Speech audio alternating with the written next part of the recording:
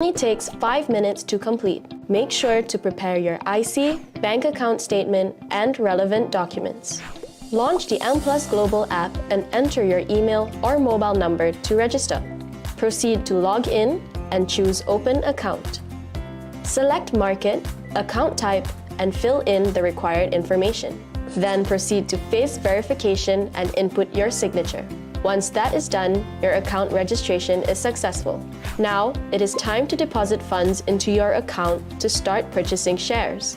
With M Plus Global, there is no need to exchange your cash deposits for foreign currency, and there is no transaction fees.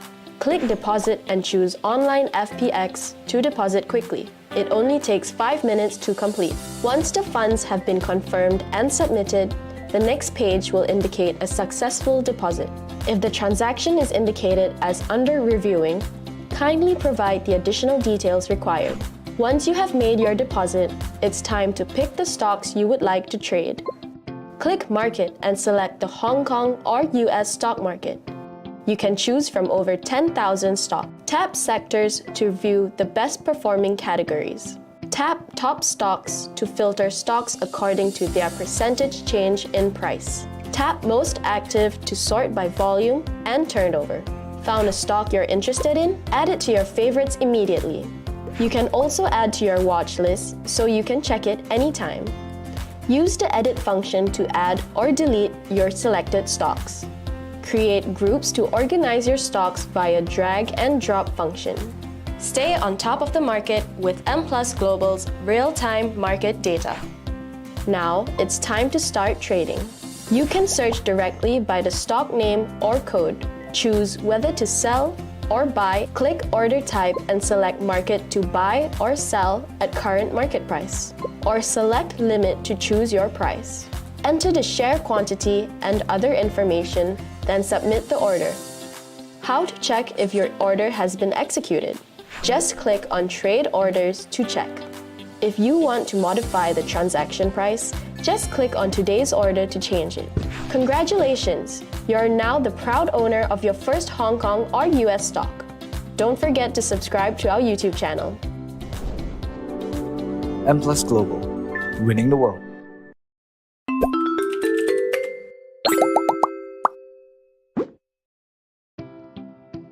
The electric vehicle industry is now the talk of the town. Start trading EV stocks now with M Plus Global. Driving an EV is no longer an unattainable dream, and in the future, the EV industry will be one of the fastest growing industries in the world. Many EV brands have also started to appear in Malaysia. Brands such as BYD, BMW, and Tesla have all entered the Malaysian market. Electric vehicles are not just vehicles.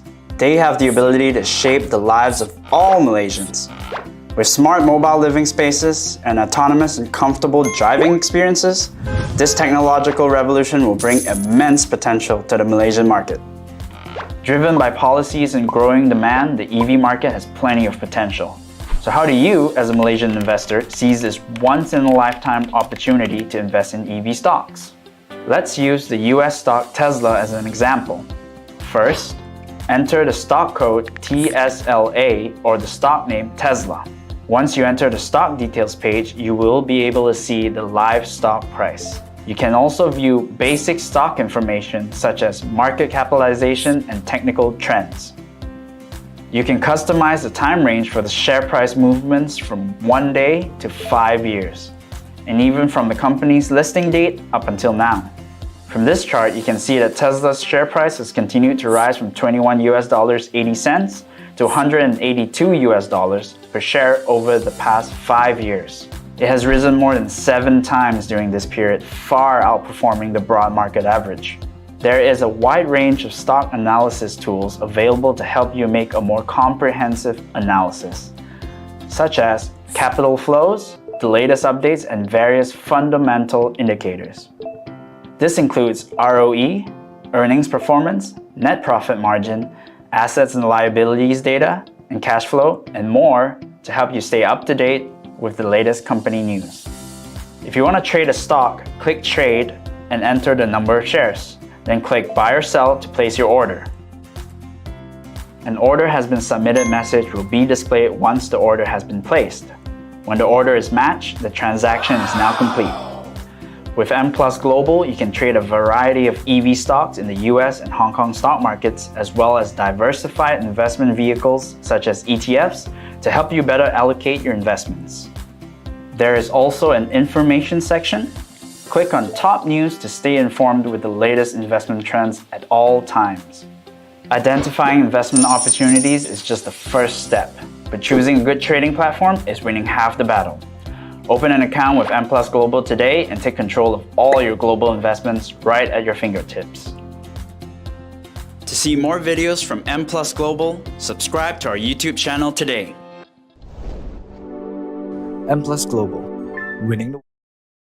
Hello, hi, welcome everybody. Welcome to M Plus Global Live again. Thank you so much for joining us in this weekly session.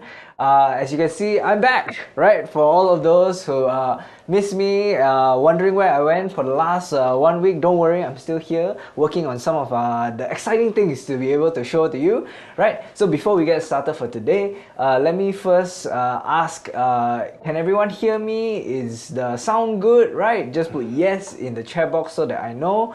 Right, so thank you so much everyone for joining us today on another weekly session with Loui. I think a lot of you guys enjoy this session, enjoy being able to hear some insights from our experts itself, right? So before we continue on, I'm Aaron, I'm your M Plus Global Anchor for today, right? I'll be sharing with you a little bit more about what Loui will be sharing today, right? So I hope you guys are excited, you guys are ready for some of the interesting market insights that he's about to give, right? As we all know, recently the Berkshire Hathaway shareholders meeting just came to a close this last Saturday. So this is a very, very interesting thing for all of you who are investors out there, right? This is really a big event, right? So we are going to bring Loui to be able to talk about some of the interesting takeaways and what are some of the market insights and some of the key points you can actually take from this shareholders meeting. And not only that, but also in terms of tourism related stocks, right? There has been a lot of news recently. So for those of you who are interested, in investing in more tourism related companies or how it may affect us, right? Loui will also be sharing a lot more about that, right? And how it can be the next big market opportunity as well. So I hope you're excited about these topics. I know I am, but be sure to keep to pay attention, right? Because for our mini game later on, we will be actually asking some of the questions actually from today's session. So make sure to tune in and to pay attention, right? And to take notes also if you need be, right? Or I think if you try rewind and watch again, I think a bit too late lah. So you want to make sure that you get the key points from today, is because it will be part of our mini game. And what will you win from this mini game? For all of those who have been here before, you already know, but for those of you who are new in our session today, right? You'll be able to win a 20 ringgit trading voucher from us, which you'll be able to use in your M Plus Global account, right? And for some of you who might be wondering, what is this M Plus Global account? If you don't already know, right, it's our new global our new global trading app, which allows you to trade in both US and Hong Kong as well. So if you haven't already traded, don't worry, it is very easy. All you need to do is just scan this QR code here, right?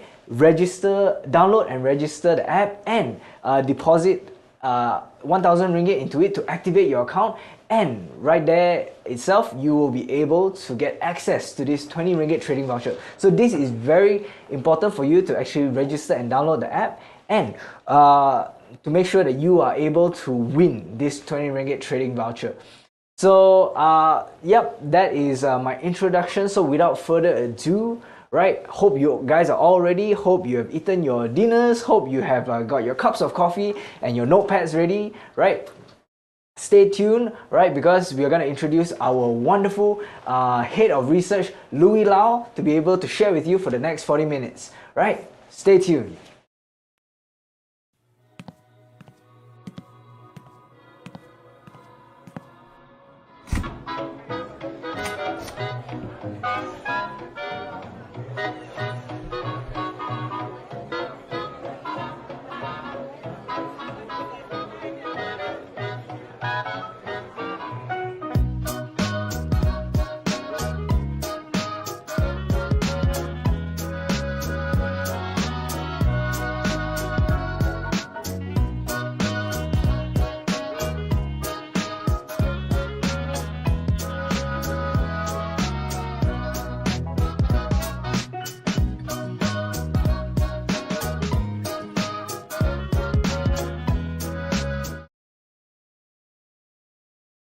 Very good. Line, okay. Okay, so thank you so much, Aaron, for introducing myself into this session. And hope you guys can actually listen to my voice. If you can listen, please just write yes in the comment section. And yeah, so let's start with the session with me. Yeah, I think over the weekend, like Aaron has mentioned, Berkshire Hathaway has actually shareholders meeting has came to a close, and that highlights of the session. I think there are a lot of highlights. We want to know what's happening in that annual general meeting, and we want to know what sort of direction that Warren Buffett has. That is very important for investors actually to position themselves in tandem with what is the greatest value investor is doing. So that is the most important part for that session. I believe that there are a lot of things that we can actually take out from this session, but I just want to point out a few of them which is quite in tandem with what the topic has been trending recently about de-dollarization as well. And we'll talk about something on Apple, because last week we have done some pre-results preview, and it has gained attention in terms of their earnings, and it has beat market expectation, and therefore that is very important for us to position ourselves into Apple if you like Apple. So other than that, we also will talk about banking crisis, because we understand that Warren Buffett has a lot of position in Bank of America, and I think this is where we can actually put ourselves in this position to see where are the opportunities. But if you are very a savvy investor, or savvy traders, you want to gain some portion of this crisis, perhaps you want to buy some of these rebounding counters on the banking stocks. That is also one of an opportunity, but make sure you are putting the money that you're willing to lose, because right now in terms of all these traders, what they do is they try to push down the share price until the banking stocks go into a very deep dire situation, and they make a very challenging sentiment for people to recover their money from the share price. So I think right now it is a high risk, high reward kind of opportunity. So if you are willing to take the high risk opportunity, then perhaps banking stocks would be one of them. Then we also can talk about the recovery theme play.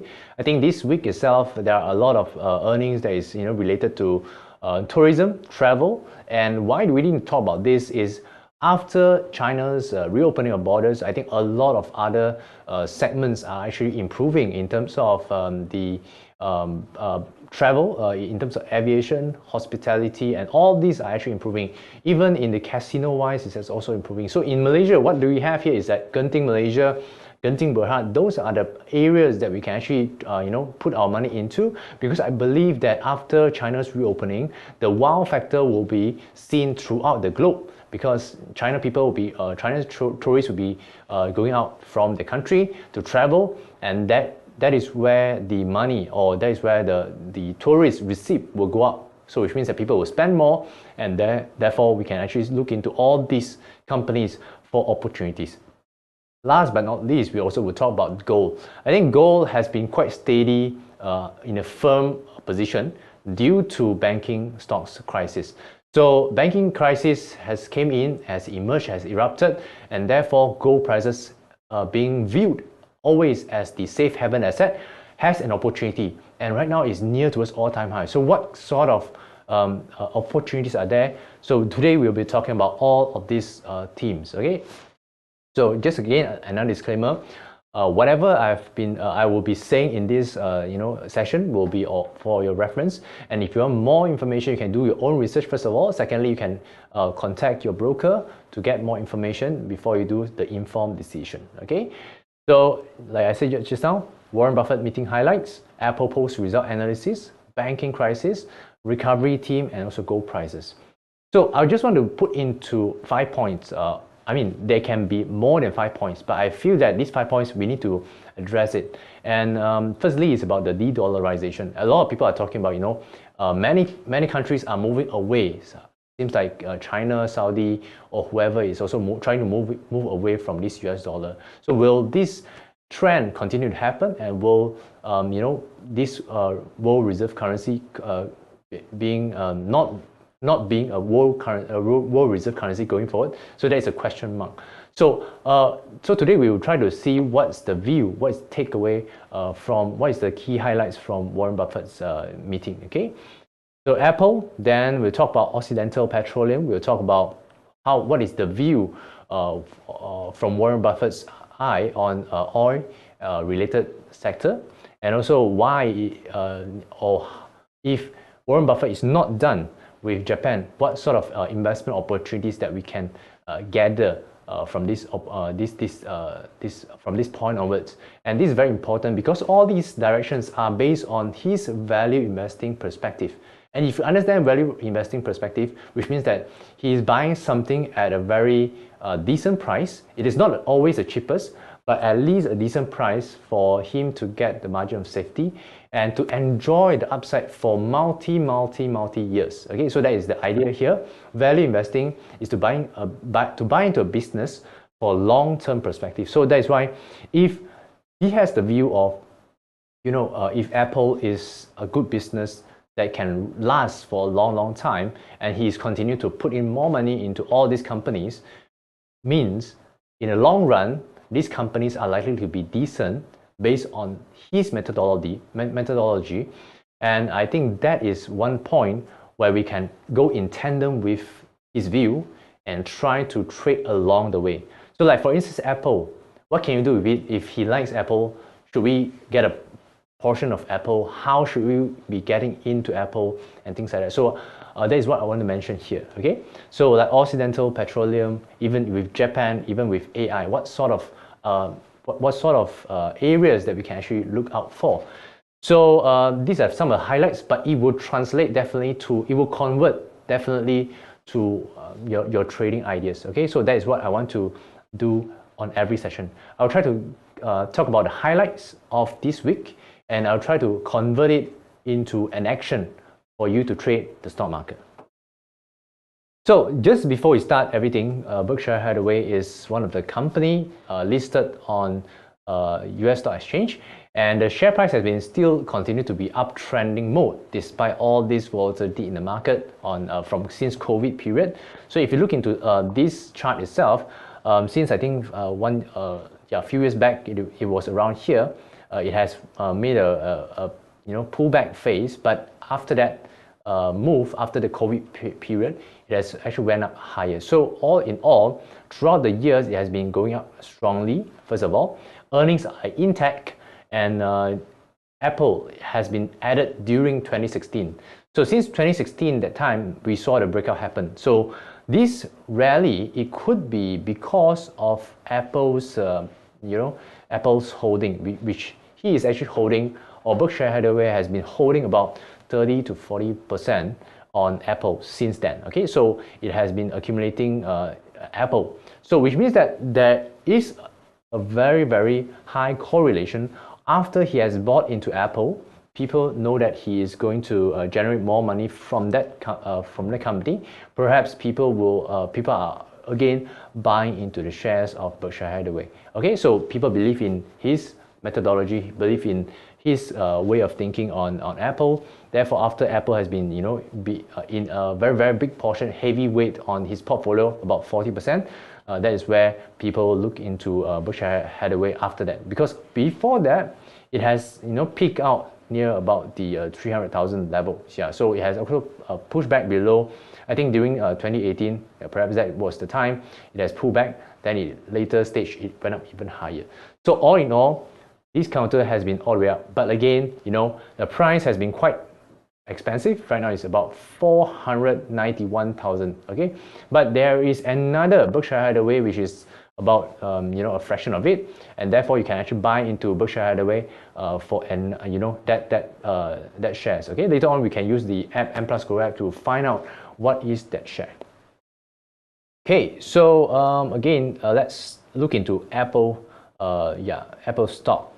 So Apple stock, it has been bought by Berkshire in Q1 2016. Later on, all this has happened. It has actually it is quite in tandem, you know, with this Apple share price. So all in all, we can see that he continued to buy into Apple until it is near 40% for Berkshire stocks portfolio as at December 31st, 2022. So basically, we're saying that, Warren Buffett has been eyeing on Apple and continue to believe in Apple, and Apple is a very strong, like I said earlier on, strong ecosystem, very matured in terms of their ecosystem, and therefore a lot of people would want to get some of their products. So as long as a lot of people are actually having this continuation of buying into their products, they have revenue, they have earnings, and if they subscribe to their services such as iTunes and App Store and whatever it is, that is where they can make more money. So when they make more money, they can translate to some dividends and also for Berkshire Hathaway or the shareholders, and that is where they can actually make more money for Berkshire Hathaway. So that is the whole idea about it. Okay. So a lot of things are under Berkshire this business. So if you look into all this, it translates out a lot of revenue, and net profit is about 35.5 billion. So it is always in the very strong positive stance in terms of their net profit throughout the years. Most of the quarters are actually in the positive side of things. Yeah. So we don't really go into in-depth on other things, but we are just looking at the whole Berkshire Hathaway income statement. You can see that it is always in the positive side of things. So I think his methodology is working for him, and I'm pretty sure that if you're using his methodology of value investing, it is likely to see the business as a business, as when it is cheap enough, and or when it is decent enough, or when during market crashes, that is where he wants to buy into a portion into that business. So he's always looking at the business, the qualitative side of things of that company. Okay, so on some of the topics that he has been pointing out during this meeting, is some people ask him about what they think about the dollar. Will this dollar remain as the reserve currency? So what he replied during that meeting was that Warren Buffett believes in this US dollar will remain as the reserve currency, and there's no other option for any currency to replace it. I think based on this statement, I believe that he's saying that there is no option.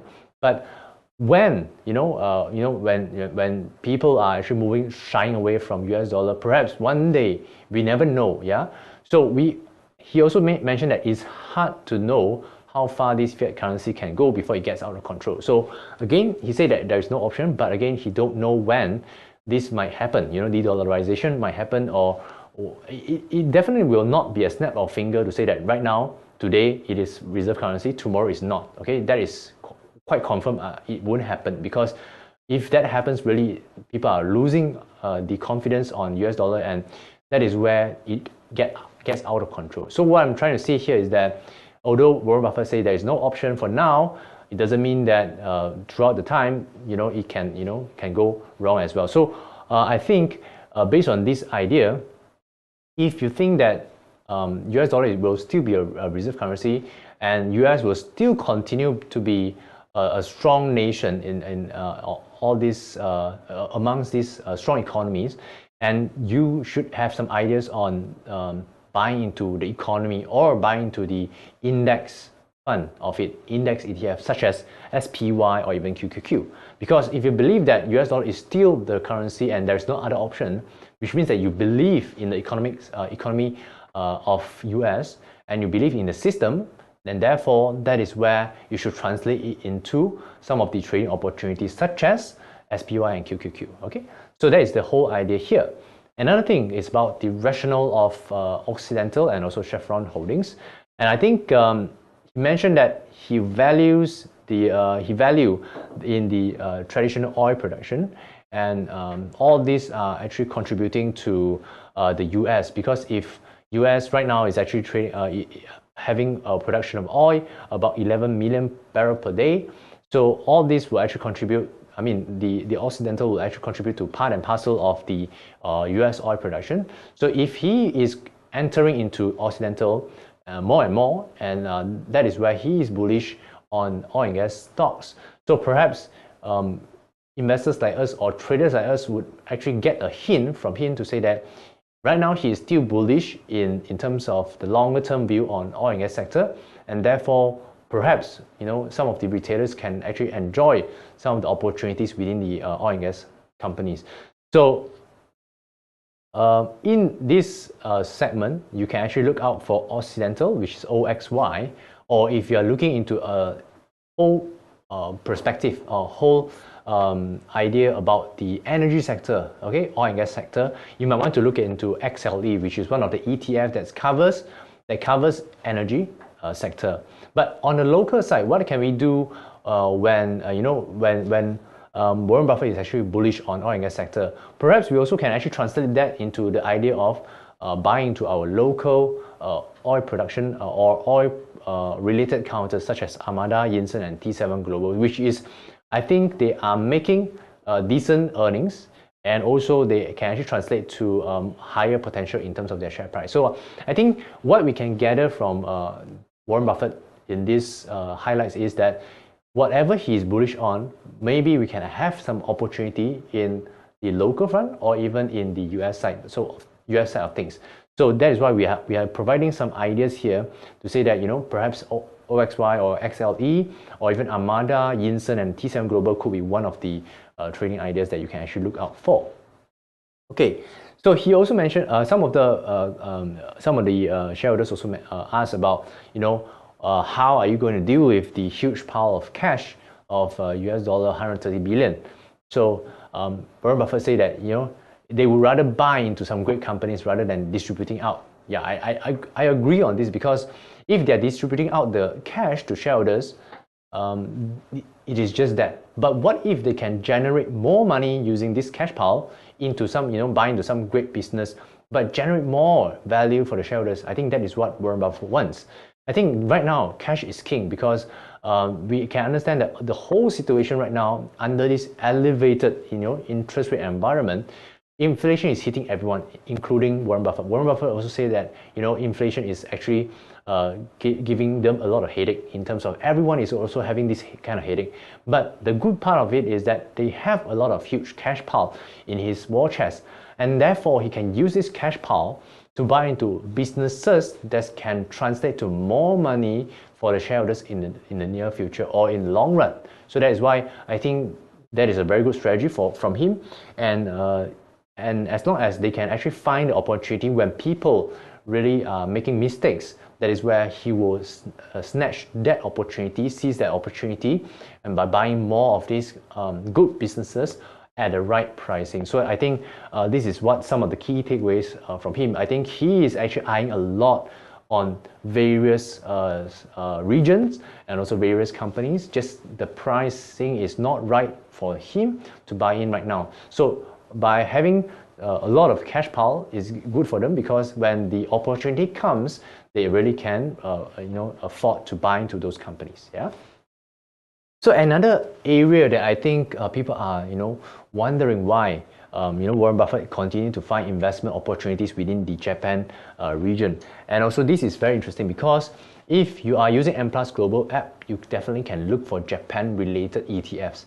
So if Warren Buffett has the view of continue to put in money into this region of Japan, and when he's already buying a lot since a few years back, and right now he continues to add up in terms of all these Japanese trading firms like Mitsubishi Corp and also Mitsui, I think this is an opportunity to look out for Japan-related counters. Perhaps he is actually eyeing for some recovery or some growth in terms of Japan, whereby when he buys, which means that he is willing to pay at the right pricing for the right company, right businesses.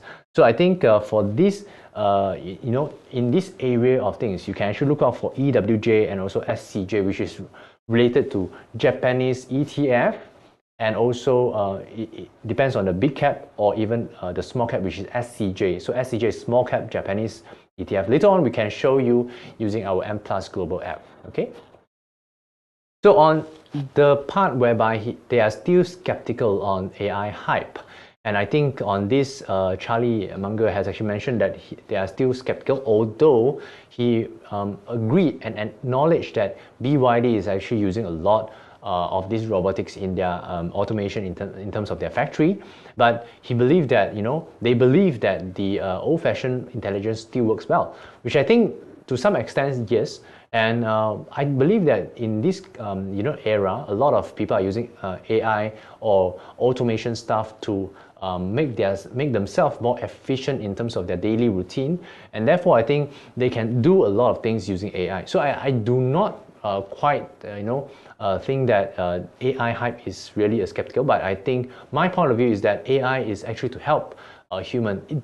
They might not be able to take away a lot of our things as long as we learn up the skill to trigger AI. Right now there's a very trendy word called prompt engineer, and how you prompt the AI to talk to AI, and AI will translate out the answers that you want to. So that is the whole idea here. I think AI can help to a certain extent, but I think based on this idea here, I would suggest that you can actually look out for AMD, NVIDIA, QQQ, and SPY. So those are the areas that is related to tech. And I think NVIDIA, AMD, I think those are the part whereby it is still growing strong. Why do I say so? It's because when a lot more of people are going into all these segments, they definitely needs a lot of chip or CPU or GPU power, whereby this AMD and also NVIDIA are part and parcel of this value chain. So basically they need more of these chips, and therefore if they are producing these chips, that would benefit them. So I think as a whole, AI may have a lot of different areas that you can actually look at, but I would more importantly, I would look into all these areas such as semiconductor chips producers, or even I would want to talk about the internet connectivity, and also all these areas whereby cybersecurity is also part and parcel of all these events. So I think that is the idea here on the AI hype. So those are the 5 points that I want to bring out on Warren Buffett's meeting. And let's move on to another very exciting, because last week we did talk about the Apple pre-results update, and so right now it is already 1 week after that. So what has happened is that the revenue they posted is negative 3% year on year, but still beat estimate. This is what I meant by even though the revenue is down, but it is able to beat estimate, because the analyst has slashed so much downwards that the company posts anything, it will beat the estimate. So that is on the revenue part. But another point that we want to talk is that the EPS wise is actually flat year on year. So it didn't, although revenue is down 3%, but EPS is actually flat. So which means that in this context is considered as good, because as long as the EPS did not fall in tandem with the revenue, which means that it is on a recovery point for EPS. So in that sense, it is also a bit of estimates for me. And I think in the US, there are a lot of these share buyback activities done by the companies. So this is one point whereby share buyback is always good for shareholders. Why do I say so? You see, when you have that much of pie in terms of the shares, like for instance 100, so if the company buys back some shares, right now the pie becomes 80 shares. So it's like it becomes lesser and lesser, so that your EPS will grow higher, because earnings per share, if per share basis is lower, which means that EPS will be higher. So that is how the idea works. So right now, if they continue on with the share buyback plan, in the long run, it will definitely benefit the shareholders. Okay, so that is the whole idea. And in the US corporates, a lot of companies would like to do share buyback because it is a straightforward method to increase the earnings per share within 1 quarter or few quarters, or instantaneously. Once you have already buy back the shares, which means that the share is lesser, and that is where your earnings per share will go up. So people like that, or shareholders like that in the US. So that's why a lot of share buyback has been happening within corporates in the US. So last week we talked about AAPU, yeah? AAPU, it has up from US dollar about 24 to 25 since 1 week ago, and it's up more than 4%. So that is the idea that we have presented last week. It converted to an idea that can give you about 4% return since last week, okay? So just to give you an idea of last week, we have been seeing about 92 billion since last quarter of earnings. Right now, they are producing about 94.8 billion. And this net profit last round that we have noticed is about 20 billion. So right now it's about 24.2 billion. So it's actually a growing path in terms of quarter on quarter. So that's why I think Apple has actually delivered a very good set of results that has beat estimate, and therefore the share price has actually been going higher. Okay, so far so good on these 5 pointers from Warren Buffett's highlights, and also we talk about the Apple post results review. Okay. If you have any questions, you just put into the chat box, and we'll reply you later on if we see some questions over there. Okay, so let's talk about the banking crisis. I think banking crisis has been continuing since I think last month, and this month itself we have a lot more negative path of things has been going on, and especially in Pac West and also Western Alliance actually were focused despite their solid fundamentals. So which means that traders are actually targeting them despite they are having solid fundamentals. They're not having any asset liabilities mismatch kind of things. They are being targeted because they are within that banking sector. So banking sector is part and parcel of the negative sentiment has been hitting them after First Republic, Silicon Valley Bank, Signature Bank has been going all for some of the bank runs. So since May 1st of May, First Republic was taken over by FDIC and JP Morgan, and sold to JP Morgan. And later on, this has the effect has been spilled over to PacWest and also Western Alliance on the share price, but not the banks itself. But people are still very skeptical on whether they actually can improve in terms of share price or not. So that is where we need to monitor very, very carefully. And bear in mind, they have lost maybe 50% or 38% last Friday for PacWest and also Western Alliance. And other mid-sized banks, also like Zions and also Comerica, also posted double-digit percentage decline.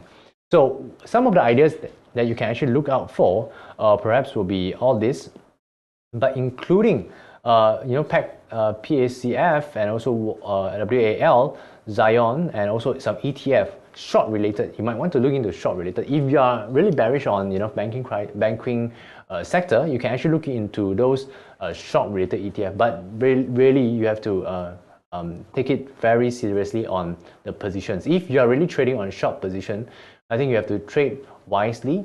And bear in mind, short has unlimited ups, unlimited downside. Therefore, you have to have the trailing stop loss or stop loss position intact in order for you to take the position there. Okay, so all these are related to banking crisis. I think that has contributed to some of the trading opportunities within that segment, at least for past 2 weeks. It might continue, for this share price to be downtrending and things like that. But I would say that the current position can be also seen as the opportunity to buy on the good counters on the way up. Okay, but for instance, if Warren Buffett likes Bank of America, you might want to look into Bank of America and buy into Bank of America as one of the exposure to banking stocks. So those are the areas that you can actually look out for ideas. Okay, so not only related to FRC, PACF, WAL or Zion or SCF or even FAZ.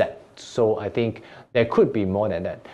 And also, don't forget about our own very defensive Malaysian counter like Maybank, RHB. All those are actually very, very good, decent counters that don't actually involve themselves in startups and also crypto-related areas. So that's why we are considered as very defensive in our banks. And as long as we have seen about 6 to 7% dividend yield, I think that is a very good point for entering the stock market.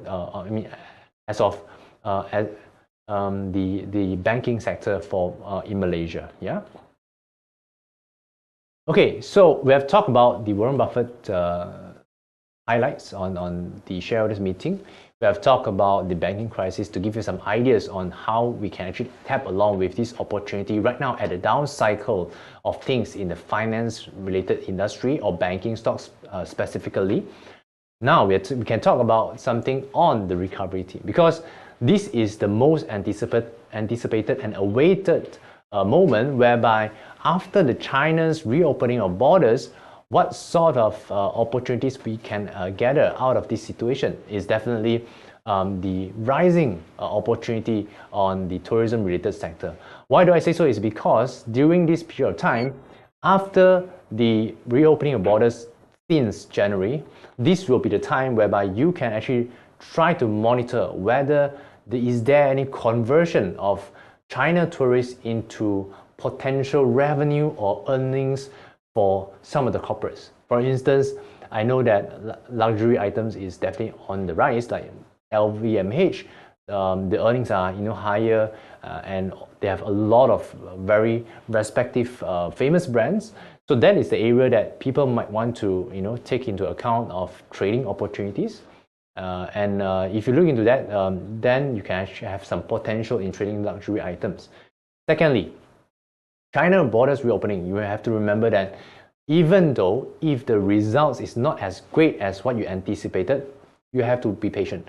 Why is it so? Is because during China reopening the borders in January 8th, they have officially opened during the time. You have to understand that they have to still go through the Spring Festival, which is Chinese New Year. And during the time, they might not come out from their country. So where do they go? They go domestic traveling. So even though I'm saying that after the reopening of borders, they can be traveling within their domestic region before getting out, maybe in March, end of March, April onwards. So if the earnings are not as strong as what you anticipated for the first quarter earnings right now, you might want to wait for April, May, and June results to see whether is there any translation into second quarter's gains. So that's why I want to point out to you is that definitely we are looking at the recovery phase, but bear in mind first quarter itself, there is still Chinese New Year, which means that they can still travel within their own country before getting out, maybe in April. So that is why even second quarter result is equally or more important to look at for a gauge of whether there is any recovery theme in it. Okay, so in Malaysia, same as well, because during the same first quarter, we might not seen so much of Chinese tourists coming into Malaysia, and therefore Genting Malaysia's earnings might not be as strong as what you think. But bear in mind, if they can come up after April, and after April earnings, which means that the next quarter earnings, second quarter of earnings, can become better, and that is where you might want to enjoy the first half of the year of the growth. And then you can actually gauge better by them. But again, what I'm trying to say is that stats has been showing that aviation or tourist arrivals has been getting up year on year and throughout the time, and therefore stats is already showing that it is on the way up. Just that whether they can translate to earnings, that is another question mark. So luxury item is on the rise, which means that people are still spending even after the COVID era. So which means that there is still a lot of spending out there, and we can actually look into Airbnb or even Disney as a gauge whether is there any recovery theme or is there any recovery in earnings overall in the tourism and also the travel or even consumer sector. So that's where we want to really focus on the earnings and also drill down to whether is there any more earnings coming for all these sectors. Okay, so strategy to look at, perhaps you want to look at valuation perspective. I will show you later on some of the charts and some of the ideas out there. Okay, so these are the two areas that I think is very important, or two companies that is very important. One is Airbnb, which is tonight. Later on, there will be, after closing, there will be earnings releases for Airbnb. For tomorrow, after closing, we have Disney. So these two are the main ideas right now for the recovery team. If you are looking at all these sectors of recovery, perhaps once you get the idea of Airbnb or even Disney, that will give you some idea of whether is there any strong recovery going forward. So this post is actually published in our M+ Global app today. How travel thrive could potentially affect your investment. So in this article itself, we have talked about the travel and tourism, how has it been. So it has actually approached back to pre-pandemic levels. The industry grew nearly by 25% year on year. In 2021, 2022, it grew by 22%. So perhaps double-digit growth both of the years. America is expected to recover by end 2023. And how can we, look for investment opportunities? So basically, we can see that the market, all these travel and tourism industry has been, approaching pre-pandemic levels. And by looking at the stats, yes, it is definitely back to 2019 figures. So all these can actually translate to what sort of trading ideas. So we can actually put it in a very layman terms or a very easy way to understand. So definitely when leisure travel in recovery, but not business travel. So basically you're saying that we are saying that the leisure travel has been in the recovery mode, but not really the business travel. So business travel right now can actually use, maybe Zoom to connect to each other in the whole world. So need not to go travel so much. But for the leisure travel is for experience. So perhaps they want to enjoy a vacation, things like that. So leisure travel is definitely on the recovery after the COVID pandemic. So therefore, you can translate to maybe hospitality and also aviation. All this will actually benefit. If you look into our international borders being reopened after the April last year, right? You can actually notice one thing is very easy to understand, that our AirAsia has actually improved in terms of their earnings last quarter, finally turned into profitable region. So we have mentioned it in the previous few of the webinars to say that we can actually use AirAsia X or capital A as one of the ideas to generate or translate it into maybe potentially Cathay Pacific, as one of the stock ideas to buy into Cathay Pacific or even China Airlines or all these airlines, because it has proven in Malaysia context. Even AirAsia has actually turned around in the recent quarter. And therefore, what I'm saying here is that it could be an opportunity for us to look into this aviation sector as one of the ideas here. Okay, another view to travel and tourism, you need to spend, right? Normally you bring credit card. So UBS analyst has actually increased the price target for Visa and MasterCard to 294 and 443 respectively, maintaining as both the top ideas. So overall, when you go out, you need to buy things you need to spend, you need to use credit card, or you need to use e-wallet payment, or you need to buy, you need to stay accommodation, you need to use some airlines. So all these are some of the sectors that you can actually look at. And moreover, you can actually look into consumer sectors as one of the recovery team, or even the travel and also tourism sector as well. Okay, so potential China-led fundamental recovery. We can understand that May Day holiday, the domestic trips has rose more than 2/3 from a year earlier. So that is one of the good signs whereby what I mentioned here is that they can be domestic travel for the Chinese tourists for now, and they are slowly gathering their pace. Maybe later stage only they fly out from China to other regions. But definitely we are looking at all these areas as potential growth. So on Hong Kong side, you can actually look into hotel and resorts, tourism, sightseeing, restaurants, and airlines. Like what I mentioned here, using AirAsia X as an example of turnaround story that could happen to some of these companies in the China side as well. And for hotel in US, you can have Booking.com, Hilton hotels, transportation. You can look into Uber, and also Canadian Pacific.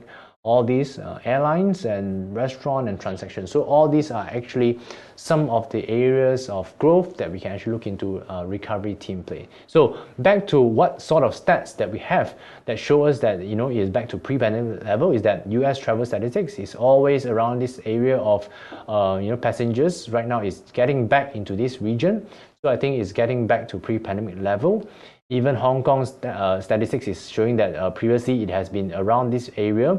Before the 2020 plunge, it is coming back up to near before the plunge area, or near towards after the plunge area, which is near towards this area, whereby it is also showing signs of picking up. Okay, and in terms of China tourism, what sort of numbers that we can actually look out for is that this is until 2020. Yeah, definitely it's a very huge plunge. But from here, there is only one way, which is going up. And from the international tourism of number of departures from China, it registered about 154.6 million tourists. So that is a very huge number. So whereby right now it's just near towards the 20 million tourist numbers. So which means that it can go up by 7-fold over many years. But definitely this is already the worst case scenario that we can think of for now, because after all this COVID pandemic, this is whereby it is a time for us to go on the recovery team. Yeah. Like tourism spending, yeah, this is also another thing that you can actually take note that this is actually not really back to pre-pandemic level, but at least it is actually growing after 3 years of pandemic. It has started to grow even higher. This is in revenue billion yuan. Yeah, revenue in billion yuan. So therefore, this is about 375 billion. Yeah, so you can actually look at these numbers. It is actually growing, so which means that they are willing to spend again throughout this period of time. Yep. So getting into Airbnb and also Disney, what sort of anticipation that we have is definitely on more positive side of things. But also you have to bear in mind that Airbnb is having a lot of revenue, 1.9 billion of revenue, but actually they have a lot of negative losses as well. So right now the profit is just 0.3 billion, so it's very minimal. But if you look into all these years in terms of the earnings, it is very negative over the previous years. Right now, they are actually getting more profitable quarters as compared to maybe 5 years ago. So therefore, by looking at that kind of perspective over the past previous 5 years, let's say out of 10 years, previous 5 years, perhaps they have more losing quarter, but the next 5 years in the 10 years itself, that has shown, given us a very much confidence to say that right now they have more profitable quarters. So therefore, in that sense, I think you can actually look out Airbnb as one of the potential recovery team into this quarter itself. So I think all in all, we are still seeing a very strong recovery after the China reopening team, and stats has been showing positive signs. So therefore, earnings should also pick up on corporates. Okay. So just now I mentioned that one of the ways that you can actually identify some of the ideas or some of the opportunities that you can actually look out for is that by looking at this, okay, perhaps the numbers here I need to change. It's actually 42 times on Airbnb PE, and their mean is actually about, if I'm not mistaken, it's about 70 or 80 times. The numbers have to change on this. But again, if you're looking at 2 years average, this is a 2 years average of Airbnb PE band. It is trading at a lower band, so which means that it is still cheap as compared to 2 years of PE. Okay, so that's the whole idea here. So I will share with you again on these numbers later on. Yep. So on Disney side of things, I think it's more interesting. I think this has been in the profitable zone. Yeah. So 3 billion of this overall, we can see that there is a 35% margin of on average. I think throughout time, we can see that Disney, Disneyland and all this, all these direct to consumer content sales, licensing, parks experience. All these are actually contributing towards their revenue, and media entertainment is here, parks and experiences is here, and after all this has actually filtered down, revenue is 23.5 billion. Their earnings are actually 3 billion. So it is very interesting that Walt Disney company is actually making a very interesting margins, every quarterly. So let's see whether they can continue this, in the next quarter. I believe when we're talking about the Disneyland is place to go, is a go-to place for tourists. So basically, if the recovery team is there, we can actually translate that to potential earnings for Disney itself. And if you look into Disney, the current actual PE is actually 40.2 times versus the 10-year average is at 59.4 times. So this is actually a very decent idea of, if you're looking at 10 years PE for now, it is trading at 59.4 times, but the current moment is trading at 40 times. So which means that there could be an upside of 50% based on just this number itself. I mean, this is just historical number versus the current number. So we just gather one way to say that it is at a discounted rate. So we can actually trade for a potential upside of maybe 10 or 50% upside. Okay, so that is the idea here. It is discounted based on a 10-year perspective. Okay. So coming to the last area of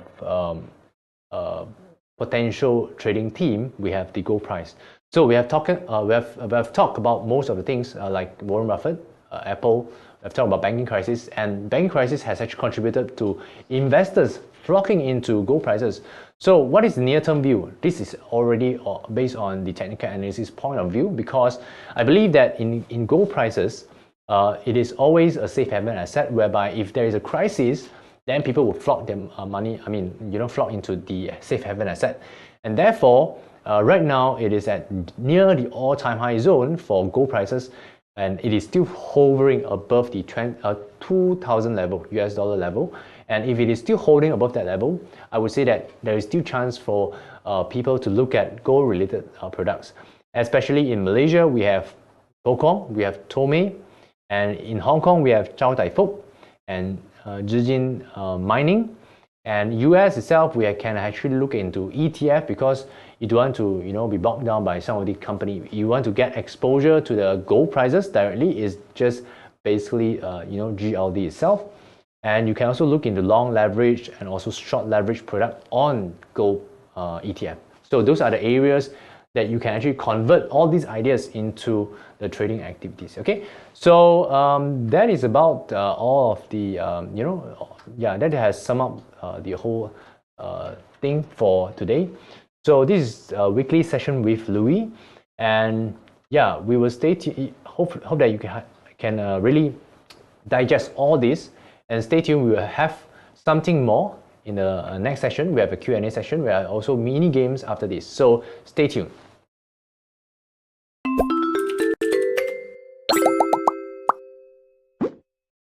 How to buy Hong Kong and US stocks with M+ Global. First, you have to open an online trading account. It only takes 5 minutes to complete. Make sure to prepare your IC, bank account statement, and relevant documents. Launch the M+ Global app and enter your email or mobile number to register. Proceed to log in and choose Open Account. Select Market, Account Type, and fill in the required information. Then proceed to face verification and input your signature. Once that is done, your account registration is successful. Now, it is time to deposit funds into your account to start purchasing shares. With M+ Global, there is no need to exchange your cash deposits for foreign currency, and there is no transaction fees. Click Deposit and choose Online FPX to deposit quickly. It only takes 5 minutes to complete. Once the funds have been confirmed and submitted, the next page will indicate a successful deposit. If the transaction is indicated as under reviewing, kindly provide the additional details required. Once you have made your deposit, it's time to pick the stocks you would like to trade. Click Market and select the Hong Kong or US stock market. You can choose from over 10,000 stocks. Tap Sectors to view the best performing categories. Tap Top Stocks to filter stocks according to their percentage change in price. Tap Most Active to sort by volume and turnover. Found a stock you're interested in? Add it to your favorites immediately. You can also add to your watch list so you can check it anytime. Use the edit function to add or delete your selected stocks. Create groups to organize your stocks via drag and drop function. Stay on top of the market with M+ Global's real-time market data. Now, it's time to start trading. You can search directly by the stock name or code. Choose whether to sell or buy, click Order Type and select Market to buy or sell at current market price, or select Limit to choose your price. Enter the share quantity and other information, then submit the order. How to check if your order has been executed? Just click on Trade Orders to check. If you want to modify the transaction price, Just click on today's order to change it. Congratulations! You are now the proud owner of your first Hong Kong or US stock. Don't forget to subscribe to our YouTube channel. M Plus Global, winning the world.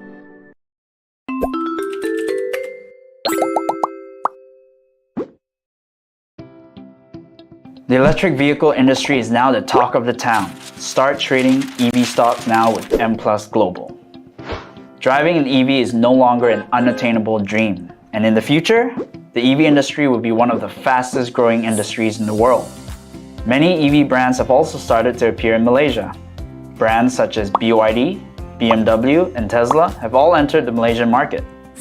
Electric vehicles are not just vehicles. They have the ability to shape the lives of all Malaysians. With smart mobile living spaces and autonomous and comfortable driving experiences, this technological revolution will bring immense potential to the Malaysian market. Driven by policies and growing demand, the EV market has plenty of potential. So how do you, as a Malaysian investor, seize this once-in-a-lifetime opportunity to invest in EV stocks? Let's use the US stock Tesla as an example. First, enter the stock code TSLA or the stock name Tesla.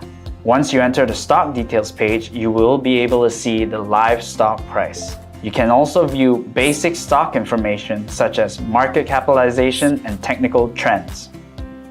You can customize the time range for the share price movements from 1 day to 5 years, and even from the company's listing date up until now. From this chart, you can see that Tesla's share price has continued to rise from $21.80 to $182 per share over the past 5 years. It has risen more than 7 times during this period, far outperforming the broad market average. There is a wide range of stock analysis tools available to help you make a more comprehensive analysis, such as capital flows, the latest updates, and various fundamental indicators. This includes ROE, earnings performance, net profit margin, assets and liabilities data, and cash flow, and more to help you stay up to date with the latest company news. If you want to trade a stock, click Trade and enter the number of shares. Then click Buy or Sell to place your order. An order has been submitted message will be displayed once the order has been placed. When the order is matched, the transaction is now complete. With M Plus Global, you can trade a variety of EV stocks in the US and Hong Kong stock markets, as well as diversified investment vehicles such as ETFs to help you better allocate your investments. There is also an information section. Click on Top News to stay informed with the latest investment trends at all times. Identifying investment opportunities is just the first step, but choosing a good trading platform is winning half the battle.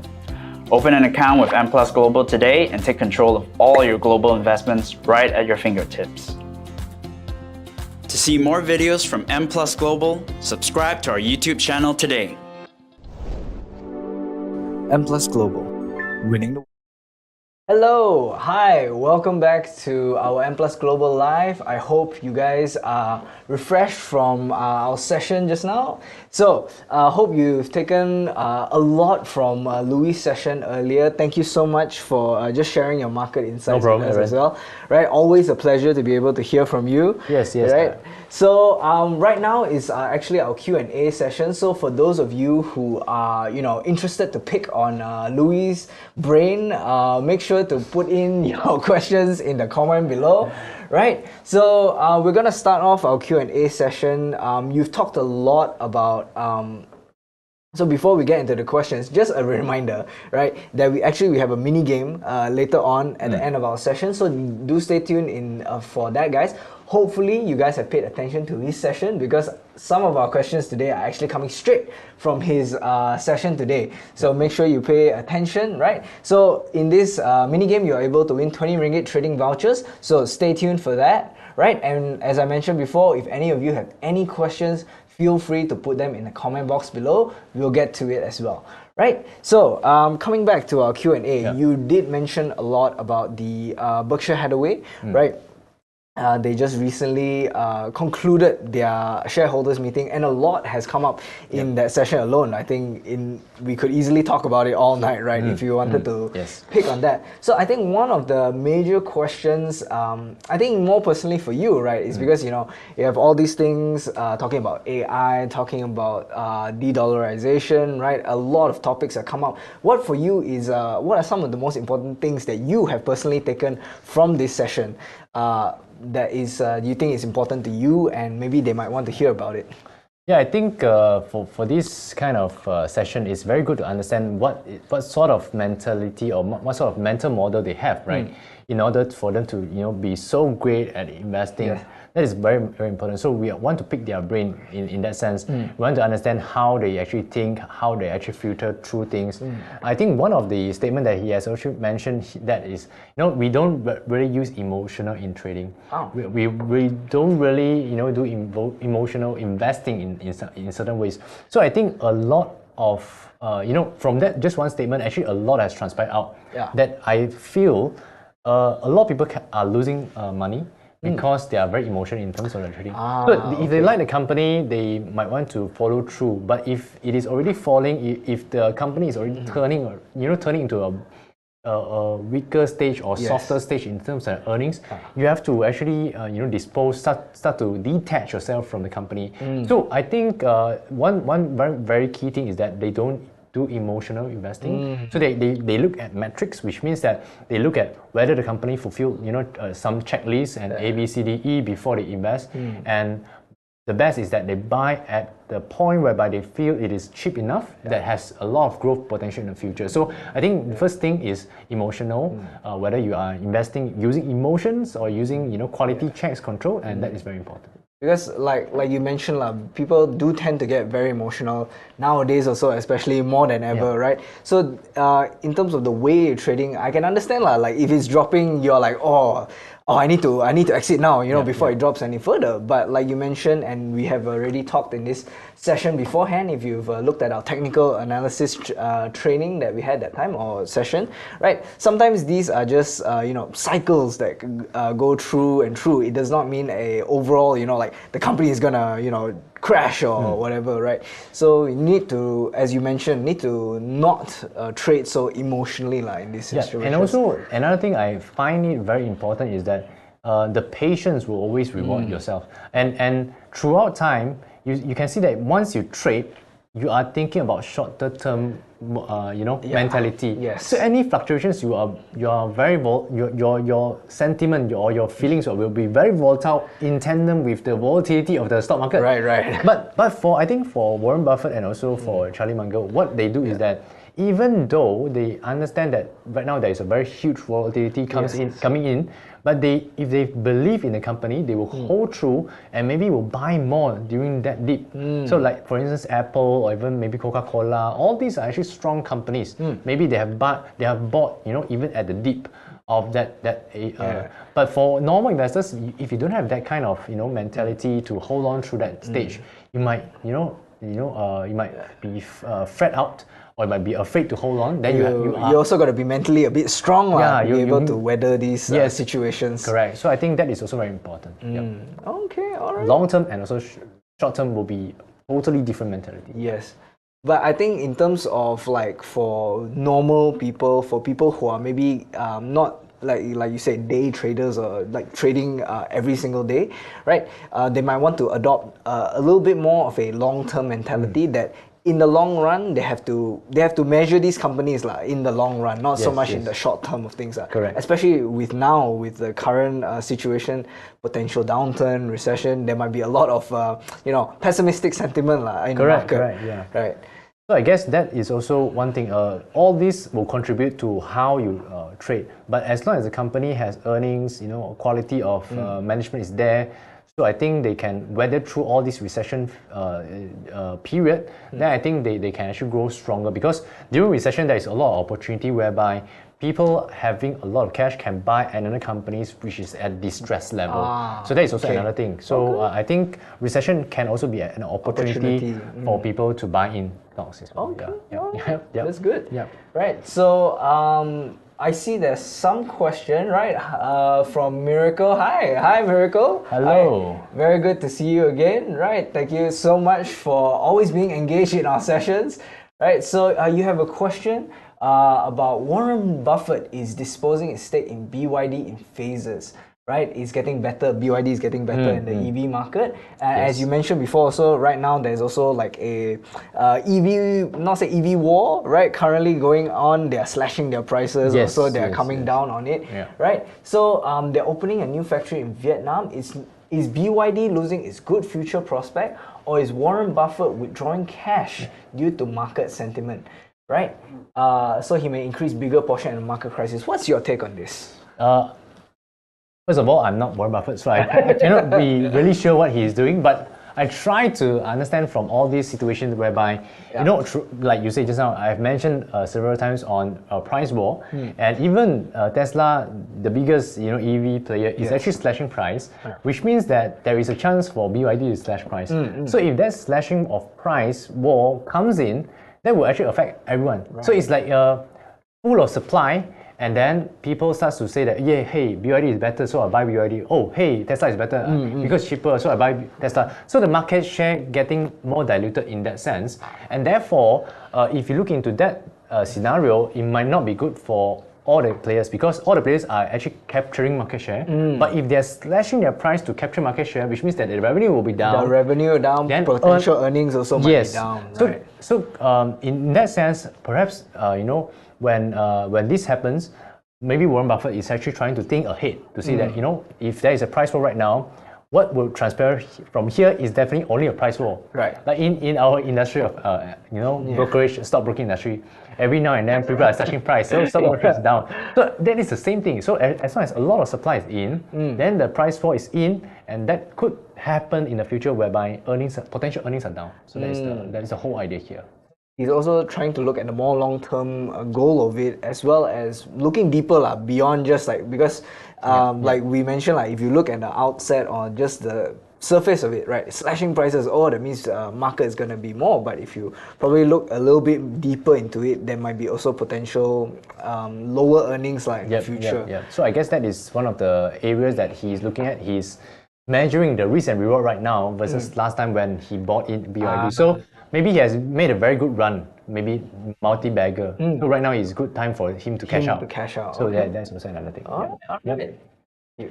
So we also have another question. Would you like to take the question? Yeah, I think Miracle is asking about what do you think about Warren Buffett's statement on US top bullish era is going to end soon. This thinking drives Warren Buffett to explore Japan market. Yeah, I think a lot of people are actually looking at this because of the trend of the de-dollarization comes in. Yes.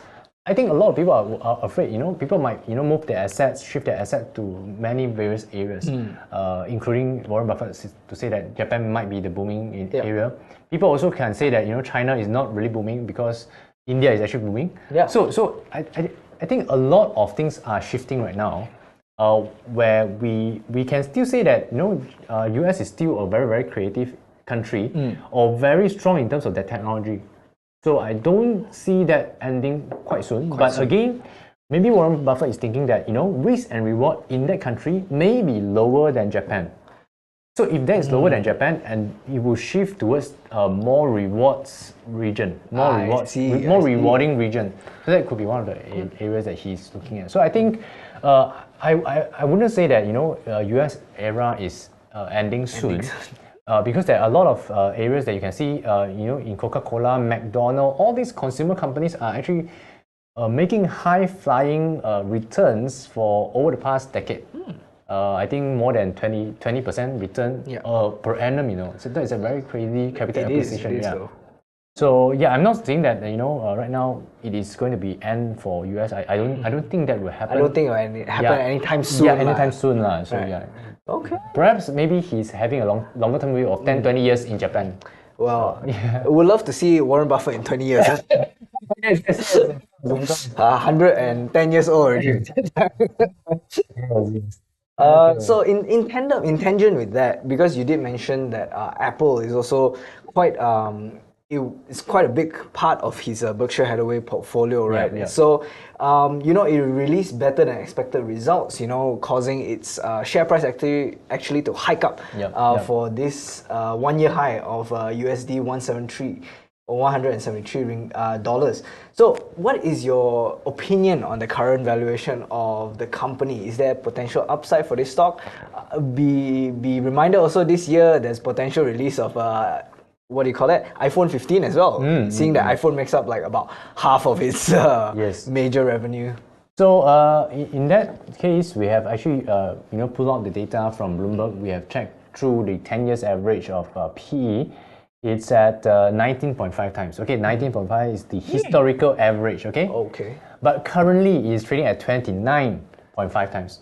So it is very expensive against the historical PE. Used to trade at 19 times. Right now, it's traded at 29 times. Oh. So it is like maybe 50% up from that. So in that sense, it is overstretched in valuations. So which means that if you're buying right now, either the earnings can come up very strongly, or if not, then you are buying at a premium price right now. I see. So in the layman So what does term, that mean for like investors such as? Okay, so investors wise, if you are taking the view right now, if you say that their earnings can generate maybe 50% in terms of growth, then this will become 15 times PE. Okay, so in other words, means only if they can generate more than 50%, then only it is considered as cheap buying right now. But if not, if they are still maintaining the growth like maybe 3-4%, then you are buying at more expensive terms. I see. So that is the idea here. So based on this chart, based on my findings, right now it's a bit more towards the more pricey part. Pricey part lah. But again, if you look at the ecosystem, the mature ecosystem, and the stickiness of their products, I think the growth will still be there. And as long as they do the share buyback, just like what we have mentioned, I think they can consider as a premium product that people will still continue to buy it, and the share price will also continue to stay elevated at this range. So ultimately, it depends on whether or not consumers are willing to, in a sense, consume this. At this point, you will consider more higher end on the phone market lah. No, in that sense, in terms of valuation, means we are buying this company at a higher premium area lah. That's why. Okay. All right. So we should also probably give some thought lah for those who maybe we have been sharing about Apple quite consistently the last few weeks. So it might give some thought about what are some things to consider also moving into the second quarter of this year and the rest of the year lah. Yes. But if you look into some of these companies, right? Some of these tech companies are having this kind of valuation. Can also be because their product is premium. Therefore, people are paying premium for the share price as well. So it's really hard to pinpoint whether is it expensive or cheap. But based on this metric itself, it's expensive. Okay. But you don't know what is the market thinking, because the market might be thinking that future earnings might be coming in 50% up. So that's why right now it's cheap. So it can be that as well. So so all in all, it depends on first of all whether you think that there is growth or not. Then only you decide whether to buy it. Okay. You planning to buy the new iPhone this year? We shall see. Right now mine is actually iPhone 11, so I think about time for a change lah. So, normally I think for a usual cycle is actually 4 to 5 years. Yes. Yeah, mine is normally 6 years. But from what I hear also, the reason why because for one, the phone is hardy lah. Yeah. But also I hear like it only improves significantly every like 2 upgrades up.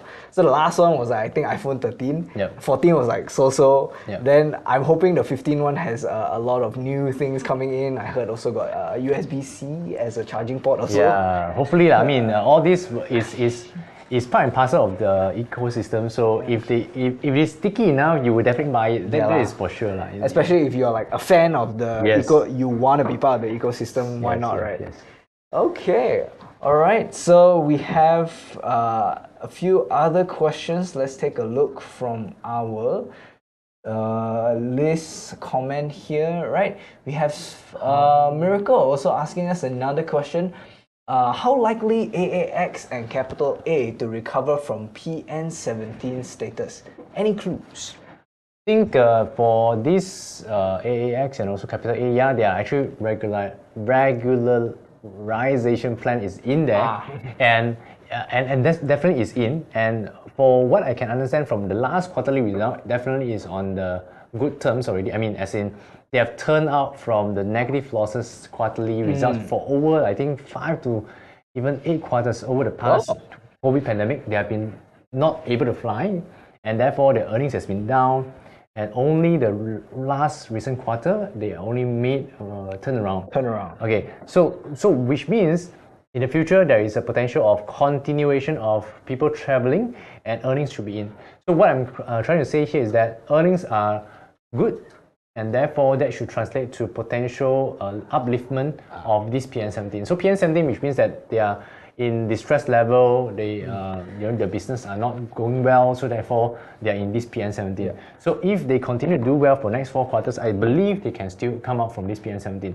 So right now the idea is that whether this Capital A wants to become a whole fintech company, because Capital A is currently owning is actually AirAsia. Then AirAsia X is actually the flights that is more than 4 hours. That is the AX. So Capital A is right now the AirAsia within 4 hours flight journey. That is considered as a short haul. So that is their criteria for fitting the flights. Yeah. So right now there is a talk whereby how they regularize this is that Capital A's this flight. AirAsia X AirAsia business operation will go all into AAX.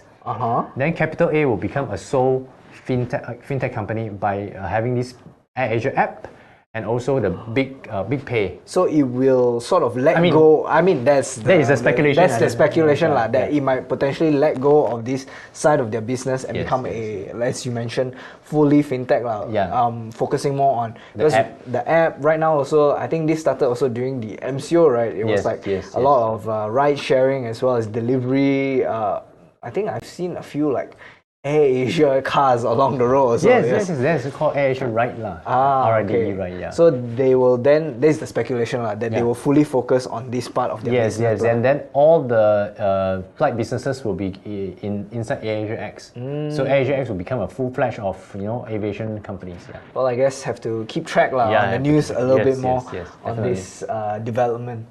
All right, so I think another few more questions, right? So one of the things that Charlie Munger is mentioned in his in the shareholders meeting is about AI, and I think that's like the big topic that everyone's talking about right now. So he said he was a little bit skeptical on it. For some of younger investors, maybe they're thinking, oh, maybe he's old, maybe he doesn't really know what AI is. But from your perspective, right, how is this going to change, especially in trading? Because from what we hear, ChatGPT is getting these things called plugins, right? So these will actually allow them to access real-time trading data from the internet as well to be able to make a suggestion. So for some people, they might type, oh, what is the best price? What is the best strategy, right? That I can use to invest in Apple at the moment based on real-time data that comes in, right? Pretty soon we'll be able to do that. What is your take on how this will transform trading in the future? Yeah, I guess the whole idea of the AI comes in, or ChatGPT comes in, is whereby, first of all, they can improve the efficiency of human beings. So wherever you are doing anything related to whatever you're doing right now, it can be AI generated. So which means that either you adapt to it, you become faster, or you lag out, you say that AI is no use, and you continue to use your manual way, and you get less efficient. So I think that is a whole new thing that we have to learn. Then secondly is that talking about the trading. So, for instance, they can get the plugins into maybe finance-related knowledge, then the ChatGPT will come up with finance-related knowledge kind of results, and that may translate to potential trading opportunities for people that adapt to it. But again, when people are using it, how people are using it, okay, maybe there is still returns or rewards to be reaped from the market. But as long as a lot of people are using it, it becomes maybe there won't be any alpha already. So what I mean is that if everyone is already using this strategy, then it might not be so useful anymore. Yeah, because right now there is informational asymmetry, right? That not everyone knows what's happening in the market, the amount of knowledge that it takes to actually trade on that level, right? It takes a lot, but if, like you mentioned, if everyone is using ChatGPT, of course, not everyone is using AI. There'll always be some who don't. But if, let's say, that is the only way to win, essentially, in the future, who would not want to use it, right? So if everyone trades as a sole bunch, one whole movement is only one way, right? Yeah, it could be also, one movement, then everyone is, entering together, it's a herd, then it push up the share price as well. It could be that, it could happen that way as well. Yeah. So then would there be also then, do you see a potential like people who see moving one way, then they're like, okay, I'm going to go the opposite direction, do exactly what the opposite of AI is doing. Yeah, I mean, you can do that, but it's certainly, you wouldn't know how many people are using it first of all. So you don't know how many you are going against, you know. So I guess for AI generated content, there is one thing that will be confirmed lacking is the sort of a qualitative check on the management. So if you can only understand the management when you talk to them, unless you have all those transcripts. Then you put it into ChatGPT to pull out the sentiment of all this, whether this guy is lying or not, whether this guy is genuine or not. So you can actually maybe do lie detection and things like that. So it can happen that way as well. But again, what I'm trying to say here is that AI can definitely lower down your timing of researching of certain stocks or certain investment product, and therefore give you more options within a short period of time frame. So let's say you want to read 100 or 1,000 of annual reports. Right now, you can just screen through 1,000 annual reports by using ChatGPT. So that could be good for investors because you will know more about a company by using less time. So your research time will be lower. So I think that will help a lot of analysts or will help a lot of investors, retailers.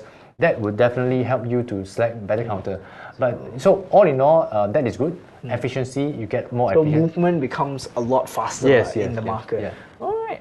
Yeah. But I think also ultimately at the end of the day, AI, as amazing and powerful as it can be, ultimately it comes down to the human, right? The investor itself, right? Whether or not what's their risk appetite, what is their individual preferences in terms of the stock as well. So an AI can give the advice, but ultimately it depends on the human, on how they want to assess that advice and act on the market, right? Yeah, and everyone can enter at the same price, but can also exit at a different price. Yes. So, or everyone can enter at a different price and exit at the same price as well. So it's every random movement in the stock market will affect it randomly down the road. So it's a random theory. It's a chaos theory, Everything is random. So as long as you are already changing it by adding one, buying one lot is also changing the sentiment already. Right. So that is the whole idea here.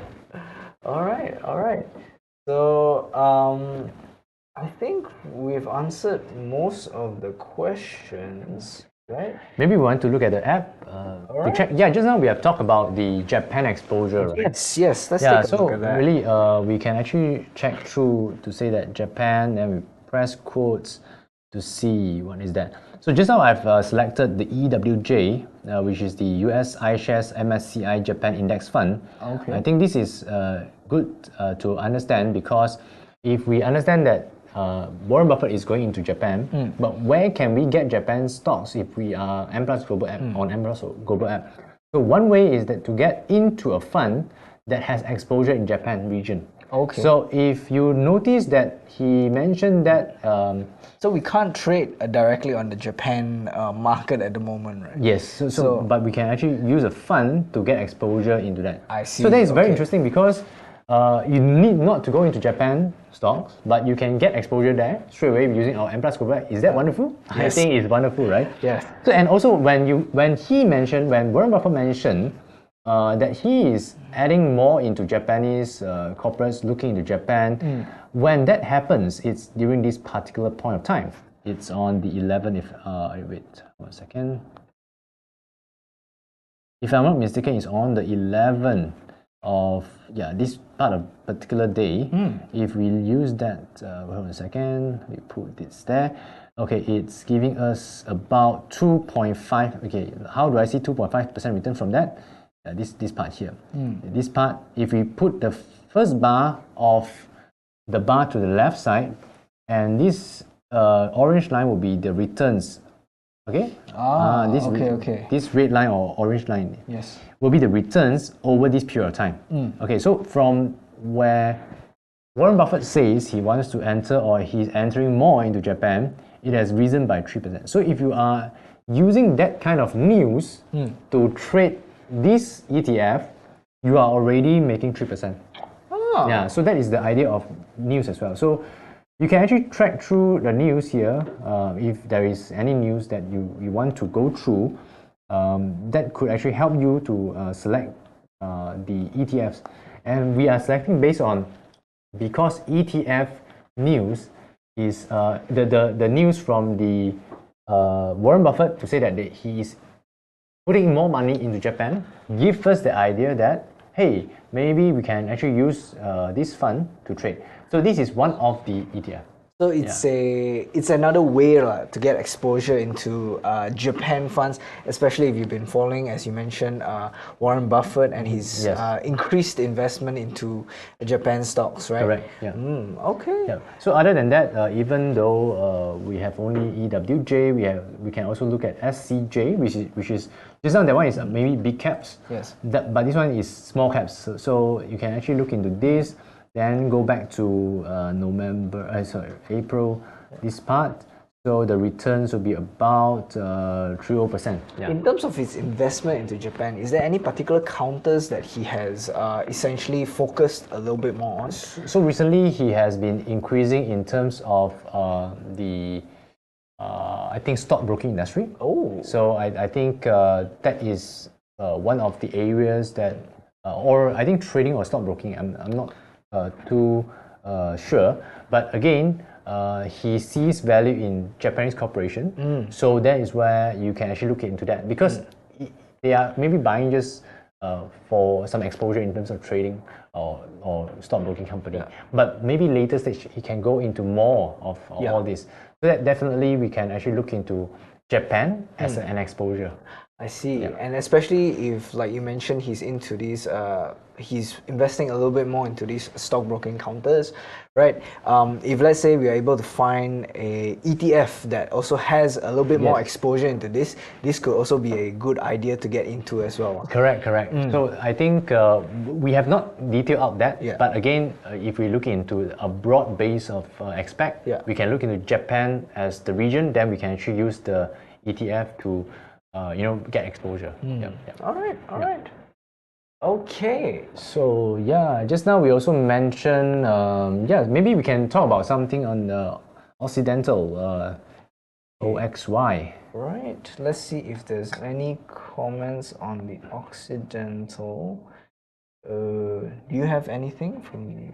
No, we can actually look into the app to see what is the share price and see any news out there.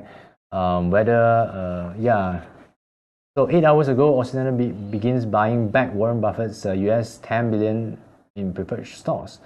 So this is so these news are actually, if you look into all these news, these are actually a very, very good area for retailers to look at, because normally you need to subscribe to Bloomberg in order to get a full news, but we give this for people. Yeah. Because for me, if I'm looking for these kind of information and news out there, it's usually very, very like basic or like surface level. So I think for those of you who are actually looking to get a little bit more in-depth news, like you mentioned, news like this, sometimes you need to subscribe, you need to pay money. Nowadays also newspaper, I want to pay also. Try to find all the free sites. So I mean, right now, this is on our M Plus Global app. This is free for you. All you need to do is just to download and register for the M Plus Global app. As easy as that, right? Yep. So if any of you are wondering how you can do that, you see that little QR at the top of Louis' head, right? All you need to do is just to scan that, to sign up and to register. And all of this interesting, right, news can be at your fingertips for no cost at all, right? Yeah. Also, when you look into all these peers comparison, this very interesting feature in our app. I think profile. You press into financials. You get into all this. Then you press the little button on this here that says that it's ranked as 11 out of 40 in the sector. When you press in, you really can actually look into the competitors, such as what sort of ranking is this Occidental versus the rest of the players out there. So the operating income, net income, debt to asset, all these are there. You can actually check through where is Occidental versus the rest of the peers. So I think this gives you an advantage from our app to showcase M Plus Global app is definitely better because they are providing this and one-stop solution with these peers comparison plus the news. And all this will give you a very informed decision. But right now, it seems like Occidental is actually on the way down. Perhaps it is quite related to the crude oil price has been falling off as well. So again, this is oil and gas sector. Definitely, you have to look into crude oil price as the first underlying instrument that you need to monitor. Okay, all right. So definitely something to look out for in terms of the market. Right now, I think we're going to be going into our mini game session. But thank you so much, Louis. Thank you so much for just sharing your insights. Always a pleasure to be able to hear you and to learn actually a little bit more about the market, right? Yeah. So for those of you who are new investors, or even for those of you experienced one who just wants to hear a little bit more from our head of research and to hear Louis' amazing voice, right? You can tune in every Tuesday to be able to hear him share a little bit more about his weekly insights and his sessions, right? So,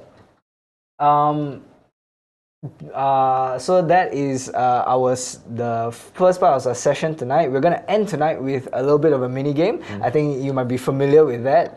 You have done with our other M Plus Global anchor also, Kate, right? Yes. So let's move on to our session. So make sure, just to make sure that you guys are familiar with the rules for those of you who are new here for the first time, right?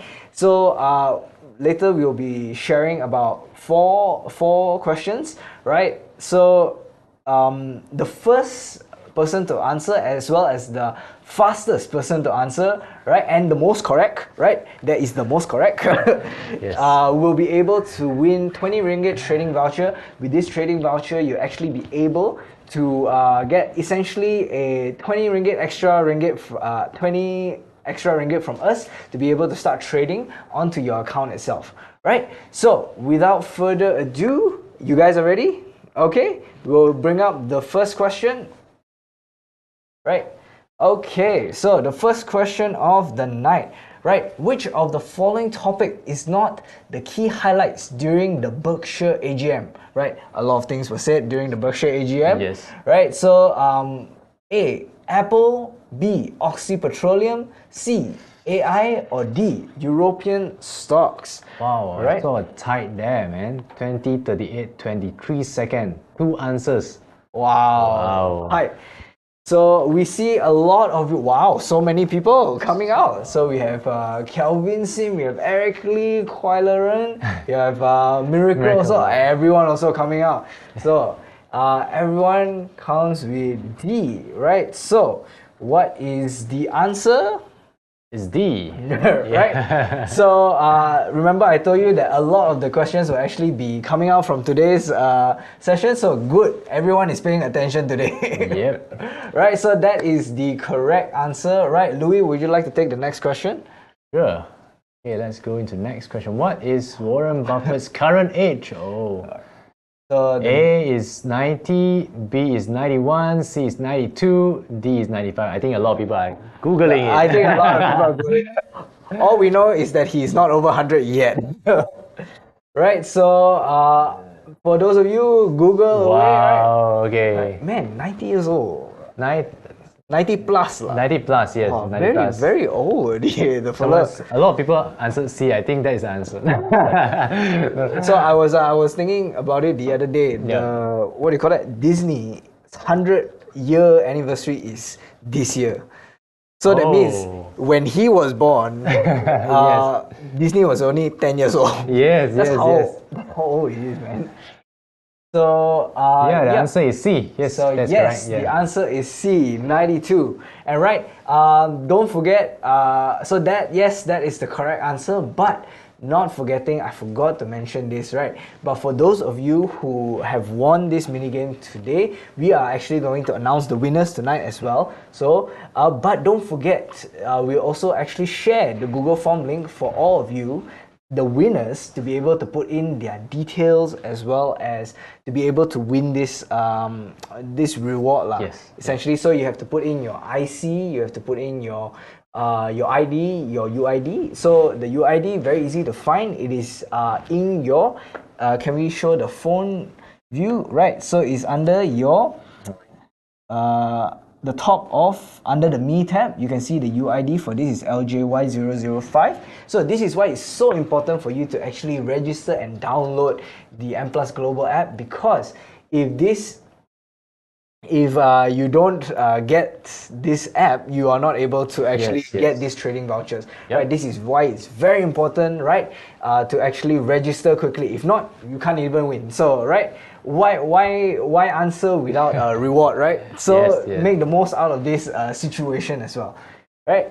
So we will move on to our third question.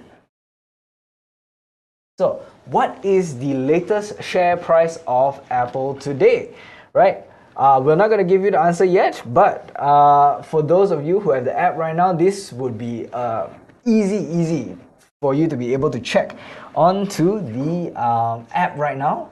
So, feel free to put your answers. Everyone is finding out.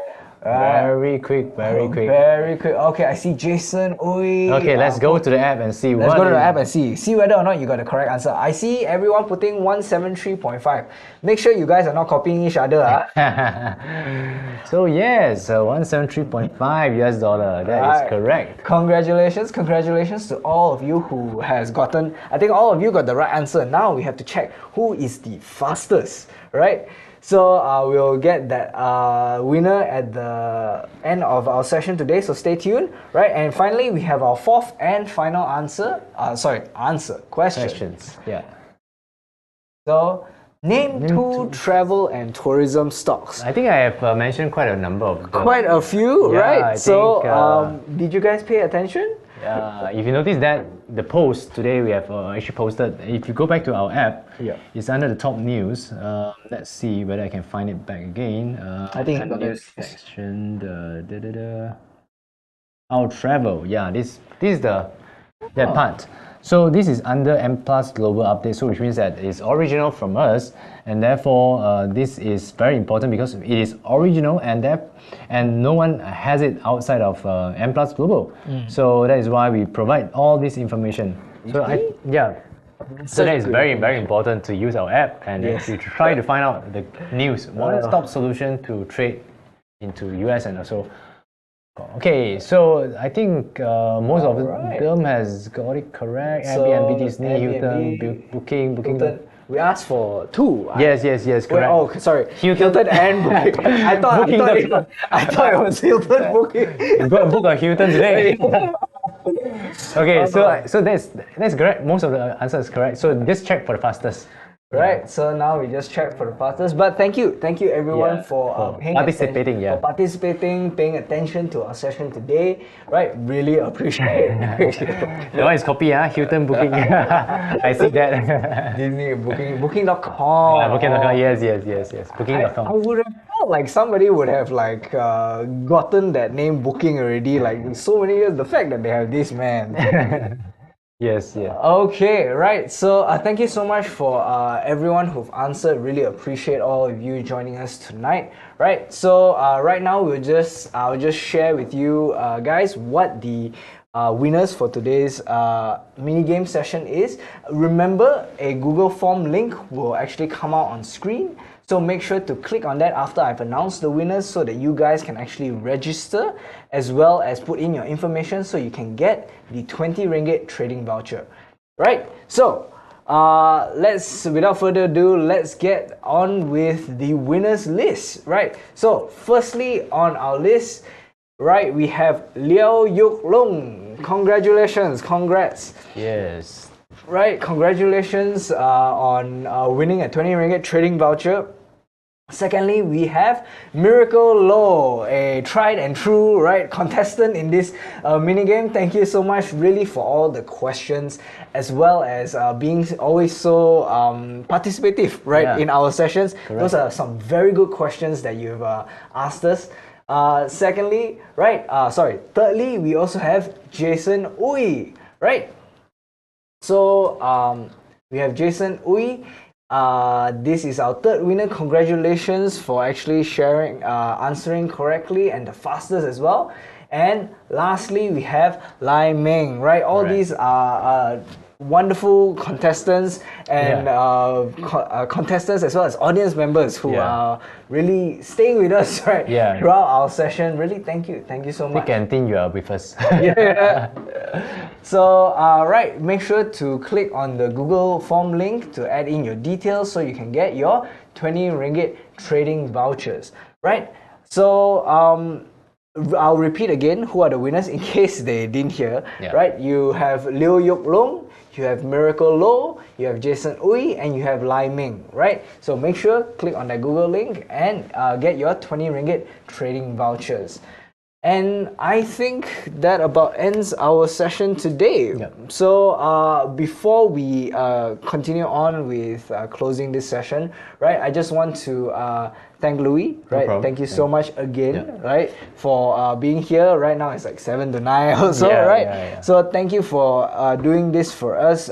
This is content I think really the audience loves to hear about, and really they find educational value in being able to pick your brain as well as to know a little bit more about the market. This is actually very important because we do weekly updates so that you know what to trade. You can convert all these ideas to your trading opportunities. So that's why it's important to listen in because this is the trend of this week. So you must actually tap along with it. And we do it specifically on Tuesday itself so that at the start of the week, right, you can have the most information out there so it can inform your trading movements along the rest of the week, right? Yep, that's right. So yes, so that comes to the end of our session tonight. Thank you so much. But before we go off, I just want to remind you all there is actually a 7 p.m. session tomorrow in Mandarin by Alwin. So Alwin Wong, as you know, is another one of our dealer representatives. He's also our M Plus Global Anchor for our Mandarin session.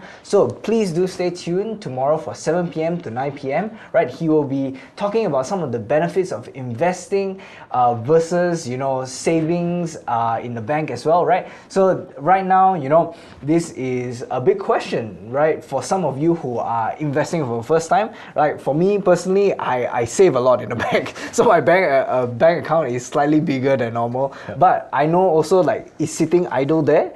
So I want to be able to make my money work for me, right? And that is a Warren Buffett quote for you, right? So we might have also stay tuned for that so you'll learn a little bit more about what are some of the benefits of investing versus savings as well. And who knows, we might have a new special mini game with a little bit more prizes. So you guys have been asking over the last few weeks, different prizes, suggesting, some of you suggest also Berkshire Hathaway shares. Not there yet, but we have taken some of your comments into account, right? Into consideration. So stay tuned. We might have a special new mini game for you and a little special prize, right? Who knows? So thank you so much for the session for today. Thank you so much everyone for attending, right? So stay tuned for tomorrow 7 p.m. to 9 p.m. with Alvin Wong, right? And have a good night, right? I'm Aaron. And I'm Loui. Thank you so much. Good night. Good night.